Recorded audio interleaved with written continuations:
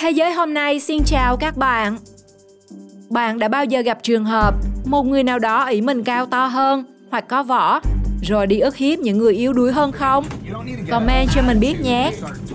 Trong cuộc sống, đôi khi chỉ va chạm nhỏ, nhưng một số người vì có nhiều hình xăm hơn, họ bắt đầu lên mặt. Và nhiều video đã quay lại khoảnh khắc khiến tất cả chúng ta hài lòng khi kẻ bắt nạt lại phải gánh hậu quả vì lỡ xem thường nhầm người. Và trong video này, cùng mình khám phá 20 sai lầm ngu ngốc vì thanh niên bố đời nhầm võ sĩ nhé.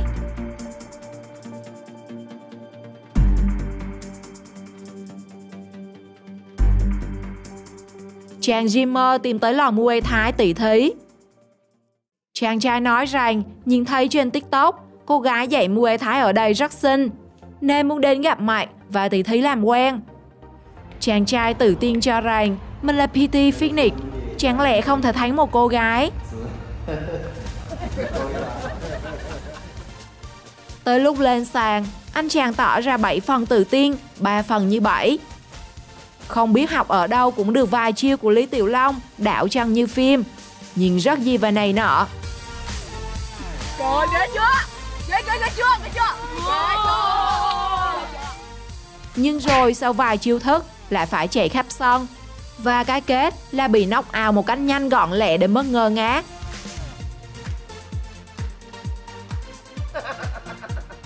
Rồi, mày xong rồi. He's gonna eat another one to the face, man.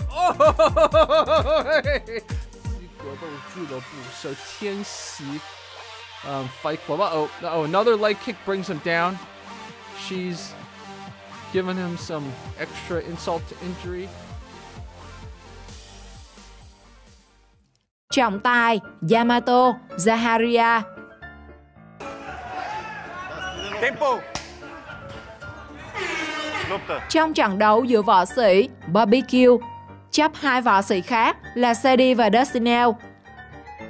Hai chàng nghĩ mình là vua trong lòng sách này nên tỏ ra khinh thường trọng tài và không thèm nghe hiệu lệnh thi đấu mà cứ lấn tới tấn công BBQ. Trong khi đó, võ sĩ Dustinel liên tục tung ra những đòn phạm luật bất chấp sự can ngăn của trọng tài. Trước tình huống như thế, trọng tài Yamato Zaharia đã chứng minh ai mới là vua trong lòng sách này khi tặng Dustinel một trận và đuổi luôn khỏi sàn đấu.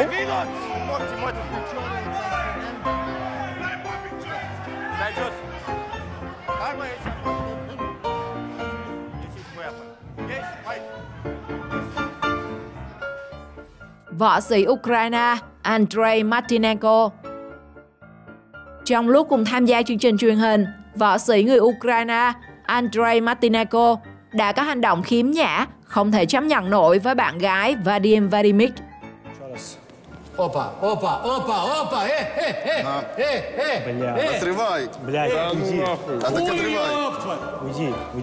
Điều này đã khiến hai bên xung đột ngay trên truyền hình và mọi chuyện được giải quyết trên võ đài.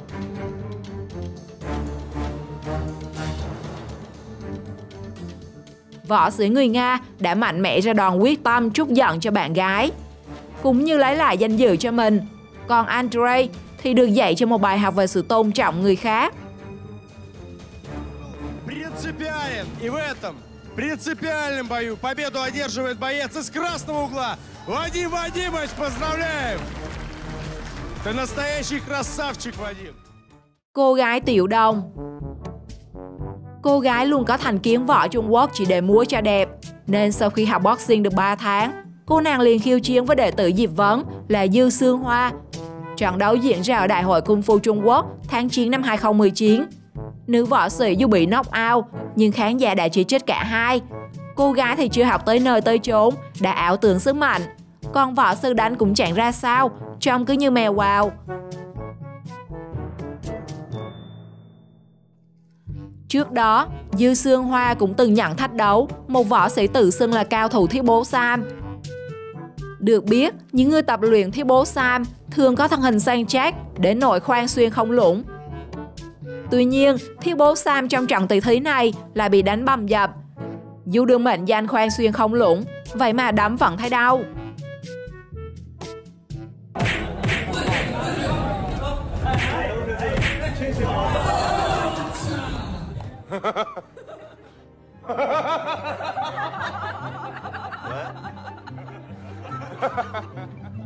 Khổ luyện 10 năm. Cuối năm 2018, võ sĩ Vịnh Xuân phù vấn sau 10 năm khổ luyện, quyết tâm xuống núi để lấy lại danh dự cho môn phái Vịnh Xuân. Thế nhưng trong trận đấu chính thức đầu tiên khi xuất môn lại không trụ nổi 5 giây. Cao thủ Vịnh Xuân sau đó tuyên bố bỏ nghề, giải nghệ, rút tên quy ẩn giang hồ.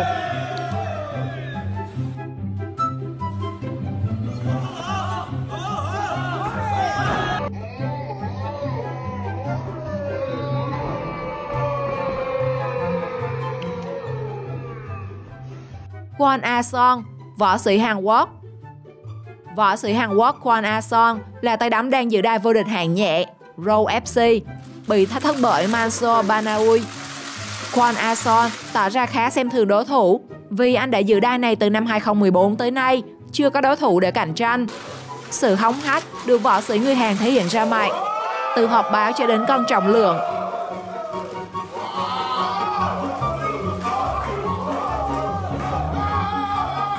Ngày thi đấu, anh nghênh ngang mặc vest ra sàn đấu.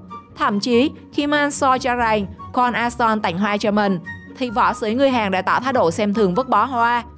Nhưng Mansoor lại rất bình tĩnh và đáp trả bằng những cú đấm, khiến khán giả rất vừa lòng với cái kết dành cho kẻ bố đời.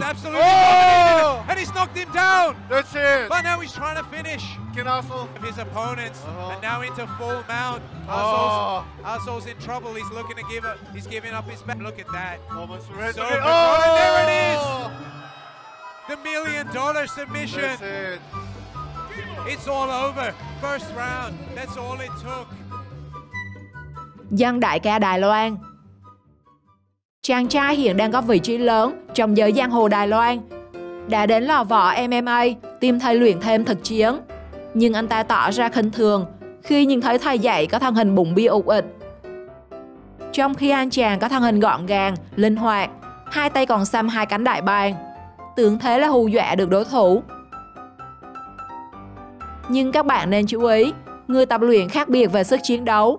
Họ bền bỉ và thực chiến tốt hơn so với người chỉ tập gym hoặc không tập boxing. Nên cái kế là đại ca đã phải lăn lê bò lết trên sàn, dù hiệp đấu chỉ vừa mới vài giây.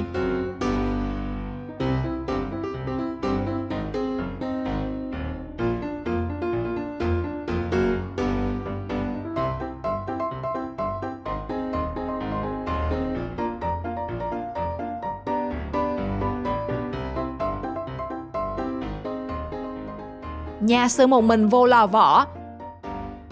Nhà sư Thiếu Lâm Tự cho rằng các cơ sở boxing dành học viên và khoác lác về khả năng thực chiến, nên một mình vô lò võ thách đấu với võ sĩ boxing.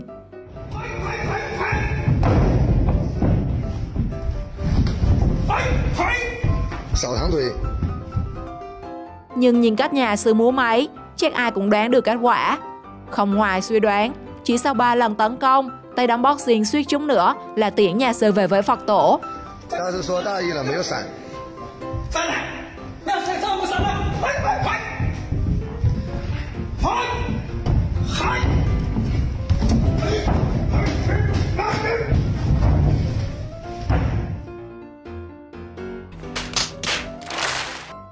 Kẻ bắt nạt.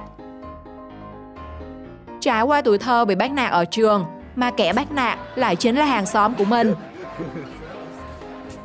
Chàng trai lớn lên đã luyện tập boxing miệt mài, và hôm nay chính là ngày cậu khiêu chiến với kẻ từng bắt nạt mình 12 năm về trước.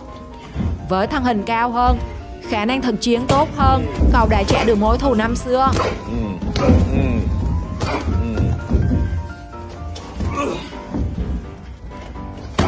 That's it. No, all right. Hey, you got in the ring though. Võ sĩ hống hách. Trong buổi giao lưu giữa hai câu lạc bộ boxing, học viên Cao đã ngạo mạn cho rằng đối thủ anh ta sẽ sớm bại. Dù đối phương muốn bắt tay trước khi thi đấu, nhưng anh ta liền tấn công một cách quyết liệt. Tuy nhiên, dù có thể hình thấp bé hơn, nhưng với kỹ thuật chắc chắn, học viên thấp hơn đã cho đối thủ của mình một bài học là đừng xem thường người khác.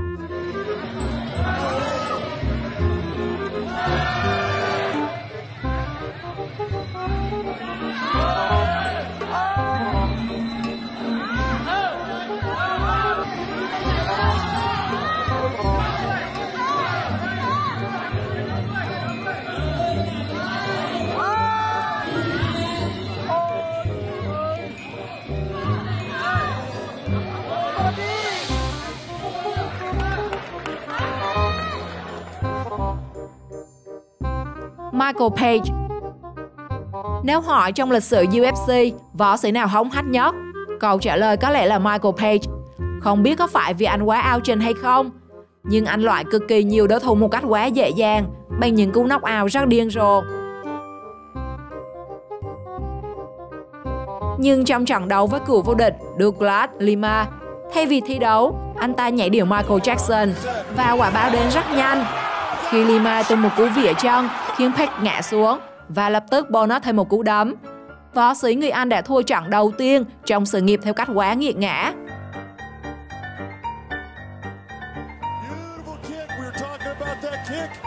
Watch the shot right here. That right hand, boom, touches that chin. He is unconscious right now. Didn't even need those two. Cao thủ bát quái chưởng. Bát quái chưởng là một môn võ truyền thống Trung Quốc thuộc hệ nội gia quyền. Môn võ này nổi bật với kỹ thuật di chuyển theo đường tròn, sử dụng lòng bàn tay làm chủ đạo, kết hợp với thân pháp linh hoạt và biến hóa. Tuy có lịch sử lâu đời, nhưng loại võ này đang bị mai một và rất ít người Trung Quốc biết và theo học. Để tìm lại ánh hào quang, võ sĩ bát quái chưởng đã đến lò võ boxing thách đấu. Dù rất tự tin, mặc quần áo thường và không thèm đeo bao găng, nhưng lần này kết quả vẫn không khác nhiều so với những lần từ Hiệu Đông hạ gục Ngụy Lôi.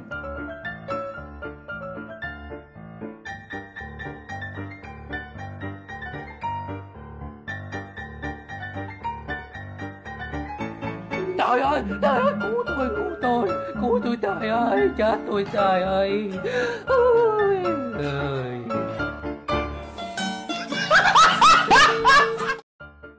Cậu bé. Không chỉ trong thi đấu, lúc đợi công bố kết quả, võ sĩ Nhi trong trang phục xanh luôn tự tin thể hiện mình là người thắng cuộc. Dù chăm chú lắng nghe trọng tài công bố, nhưng tên người chiến thắng lại không phải là cậu. Cao thủ võ đàn Trung Quốc. Muốn chứng minh võ thuật của môn phái võ đàn là đệ nhất thiên hạ, một cao thủ võ đàn sau nhiều năm luyện tập đã đến thách đấu võ sĩ quyền Anh. Sau màn biểu diễn tuyệt chiêu rất gì và này nọ, nhưng khi bước vào thi đấu, võ sĩ võ đàn chỉ mới nhận một cú đấm đã nằm sàn không dậy nổi. Vậy là cao thủ dữ chưa các bạn?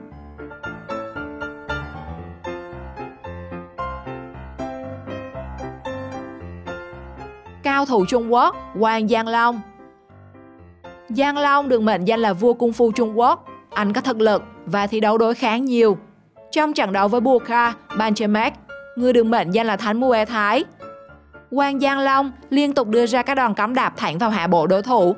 Dù trọng tài có nhắc nhở anh vẫn tiếp tục vi phạm, khiến cho Burkhard liên tục khó chịu. Nhưng sau cùng, Jianlong vẫn bị Burkhard cho anh no đòn, khiến võ sĩ Trung Quốc nhiều lúc từ chối trở lại thi đấu. Kết thúc trận đấu, trọng tài cho tỷ số hòa. Wang Jianlong vui mừng với thành quả đó, nhưng Burkhard thì không, bởi Jianlong đã lợi dụng trận đấu để đánh bóng tên tuổi của mình, khi có thêm tiếng thơm là đánh hòa với Muay Thái.